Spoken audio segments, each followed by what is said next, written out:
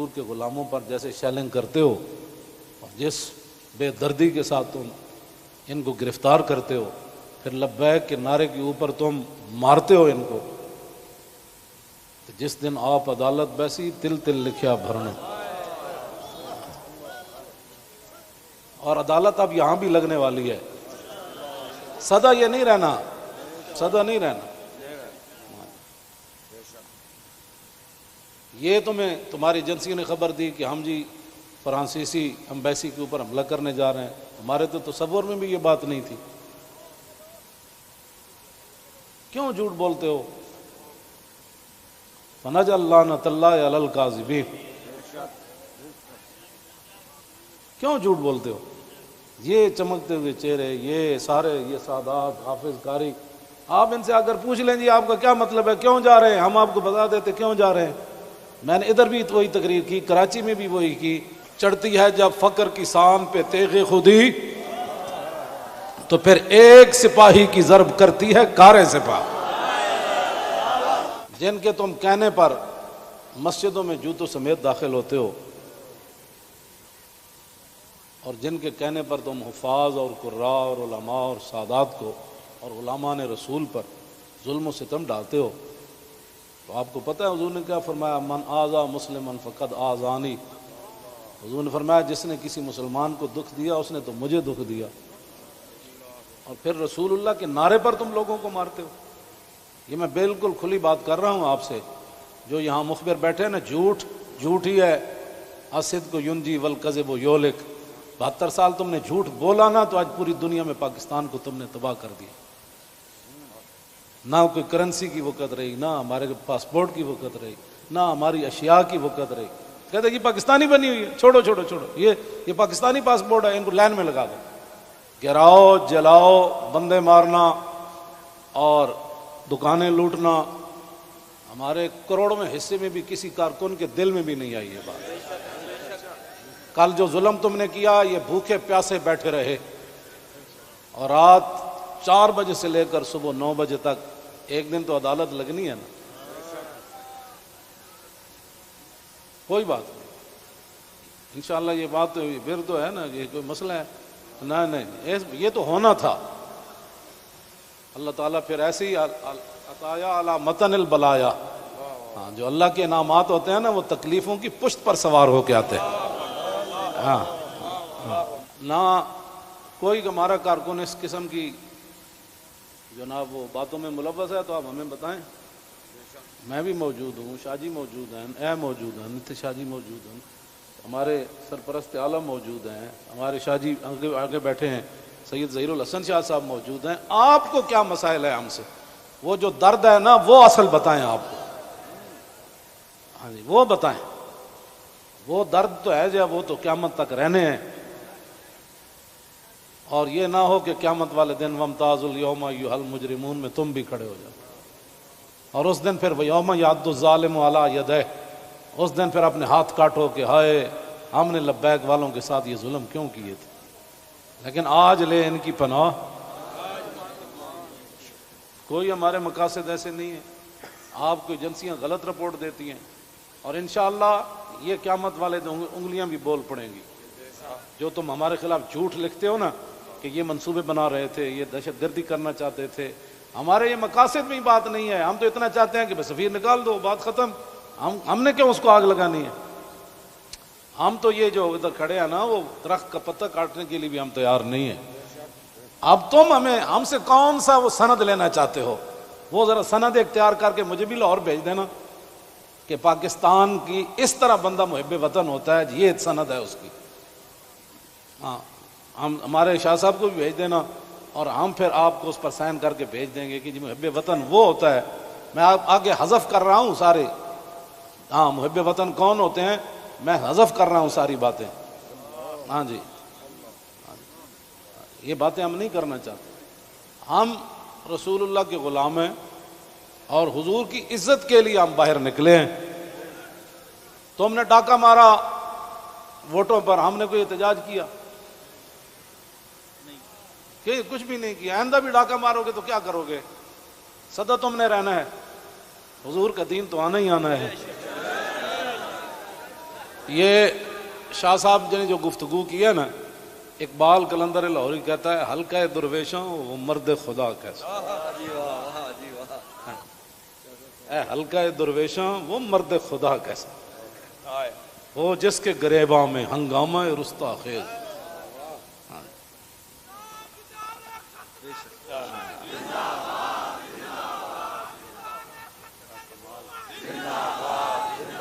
وہ حلقہ درویشاں وہ مرد خدا کیسا، ہاں اللہ جو ذکر کی گرمی سے شمع کی طرح روشن، جو فکر کی سرعت میں بجلی سے زیادہ تیز،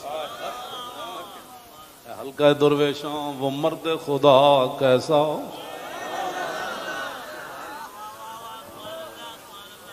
وہ حلقہ درویشاں وہ مرد خدا کیسا، حلقہ درویشاں وہ مرد خدا کیسا، غیرت ہے بڑی چیز جہان تگ و دو میں، یہ سارے یہ تو آپ کل میں نے جب آپ کا منظر دیکھا نا تو میں نے کہا صدیاں گزر گئیں، آپ نے جو وہاں کل منظر بنایا نا یہ بنانے سے نہیں بنا، بات کہیں اور سے آ گئی۔ تاجدار ختم نبوت، اور اللہ تعالیٰ پاکستان کو سلامت رکھے، اللہ نہ کرے کہ وقت آیا تو یہ سب سے پہلے یہی ہوں گے لوگ، اور میں آپ کو سچی بات بتا رہا ہوں، ان حضور کے غلاموں سے نہ الجھو، ان حضور کے غلاموں سے نہ۔ باقی رہ گیا ہندوؤں کا مسئلہ، تو ہمیں قطب مینار بھی قطب الدین ایبک چھوڑ کر گیا دہلی میں، دہلی دی جامع مسجد بھی ساڑی ہے، آگرہ دا تاج محل بھی ساڑا ہے، بابری مسجد کا ساتھ جو تم نے کیا اس کا بدلہ تو ہم نے لینا ہے۔ ہاں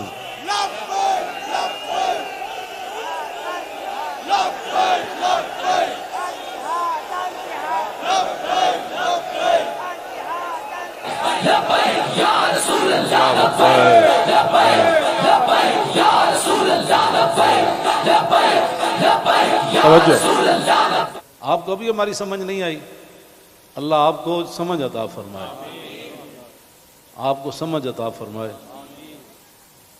اللہ اقبال کی گل کر گیا، حاصل کسی کامل سے یہ پوشیدہ ہنر کر، حاصل کسی کامل سے یہ پوشیدہ ہنر کر، کہتے ہیں کہ شیشے کو بنا سکتے ہیں خارا، اور جو آپ کر رہے ہیں دین ہاتھ سے دے کر اگر آزاد ہو ملت، رسول اللہ کی عزت پر بات بن گئی، اور پھر قبر کے اندر رسول اللہ نے پوچھ لیا، ہاں جی وہ آئے تھے تو آپ بجائے اس کے ان کے ساتھ کھڑے ہوتے، آپ ان کو مارتے رہے،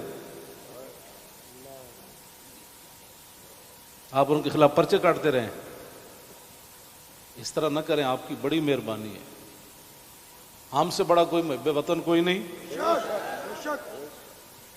اور ہم سے بڑا کوئی رسول اللہ کے دین کی بات کرنے والے بڑے بڑے ہیں، میں بھی ان کے ساتھ شامل ہوں، یہ نہیں میں کہتا، بڑے بڑی دنیا موجود ہے، میں تو اب بھی نیچے بیٹھنا تھا، ان حضرات نے کہا نہیں اوپر بیٹھے، ان حضرات نے کل جو قیادت کی ہے آپ حضرات کی، اور آپ نے جو قربانیاں دی ہیں، صدیوں کے بعد لوگ کہیں گے نہیں یہ ایسے ہو نہیں سکتا،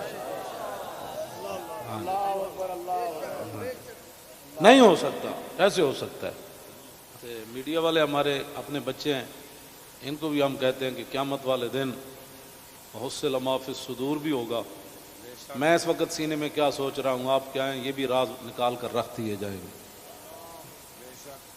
تو اگر یہ تمہارے یہ باتیں حضور کے کام نہ آئیں، تمہارا یہ کیمرہ، یا تو ہم غلط کام کر رہے ہو نا، تو پھر آپ بالکل ہمارے خلاف بات کریں، جب صرف بات رسول اللہ کی عزت کی ہے، آپ آگے لگے نا، ہم آپ کے ساتھ ہیں، آپ آگے لگیں، ہم آپ کے ساتھ ہیں، کوئی بھی آگے لگے، ہماری ویل چیئر پیچھے رہ گئی، ہمارے یہ قائدین پیچھے رہ گئے تو بات کرنا، اس طرح نہ کریں ہمارے ساتھ۔ ادھر جو بیٹھے ہیں نا وہ درد دل رکھنے والے کوئی پاکستان کے بارے میں، وہ ہماری بات اگر ان کے کان صحیح ہیں تو وہاں تک پہنچائیں۔ لوگوں کے گھروں میں سیڑھیاں لگا کے داخل ہونا، پتہ ہے نا رسول اللہ کنگھی فرما رہے تھے تو ایک بندہ آیا تو اس نے دستک دی، تو پھر وہ جو دروازے کے سوراخ ہیں انہوں نے پھر وہاں سے دیکھا تو رسول اللہ وہ کنگھی لے کر جلدی سے آئے، فرمایا قریب تھا کہ میں اس کی آنکھ نکال دیتا۔ ہم نے جن کا کلمہ پڑھا ہے نا، اور تم نہ کسی عورتیں دیکھتے ہو، نہ بچیاں دیکھتے ہو، نہ بچے دیکھتے ہو، نہ مسجد دیکھتے ہو، اور یہ میڈیا والے قیامت والے دن مسجدیں تو اٹھا کر رکھ دی جائیں گی لیکن میڈیا کا سامان نہیں رکھا جائے گا، یہ ان پلڑوں میں رکھا جائے گا۔ اس دن پھر کیا ہوگا؟ آپ کم از کم مسجدوں کے تقدس کا تو میرے خادم حسین، میرے خادم حسین، میرے خادم حسین، میرے خادم حسین، میرے خادم حسین، میرے خادم حسین، میرے خادم حسین، میرے خادم حسین۔ روئیں گے بعد صدیوں لوگ ایک خادم وہ آیا تھا، روئیں گے بعد صدیوں لوگ ایک خادم وہ آیا تھا۔ بظاہر ویل چیئر پر، بظاہر ویل چیئر پر کفر آگے لگایا تھا، روئیں گے بعد صدیوں لوگ ایک خادم وہ آیا تھا، روئیں گے بعد صدیوں لوگ ایک خادم وہ آیا تھا۔ اسی نے تھا نکالا موت کا ڈر سب کے سینوں سے، اسی نے تھا نکالا موت کا ڈر سب کے سینوں سے، اسی نے تھا نکالا موت کا ڈر سب کے سینوں سے۔ نبی کی آن پر مرنا اسی نے ہی سکھایا تھا، نبی کی آن پر مرنا اسی نے ہی سکھایا تھا۔ روئیں گے بعد صدیوں لوگ ایک خادم وہ آیا تھا، روئیں گے بعد صدیوں لوگ ایک خادم وہ آیا تھا۔ اس کا مشن آ جائے تخت پر دین آقا کا، اس کا مشن آ جائے تخت پر دین آقا کا، سیاست میں اسی مقصد کی خاطر بس وہ آیا تھا، سیاست میں اسی مقصد کی خاطر بس وہ آیا تھا۔ رکھیں گے بعد صدیوں لوگ ایک خادم وہ آیا تھا، روئیں گے بعد صدیوں لوگ ایک خادم وہ آیا تھا۔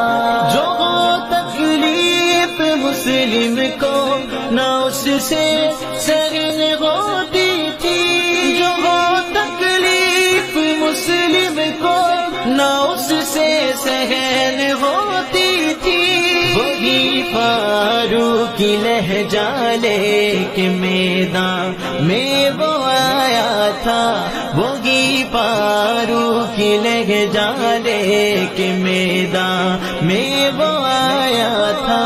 روئیں گے بعد صدیوں لوگ ایک خادم وہ آیا تھا، روئیں گے بعد صدیوں لوگ ایک خادم وہ آیا تھا۔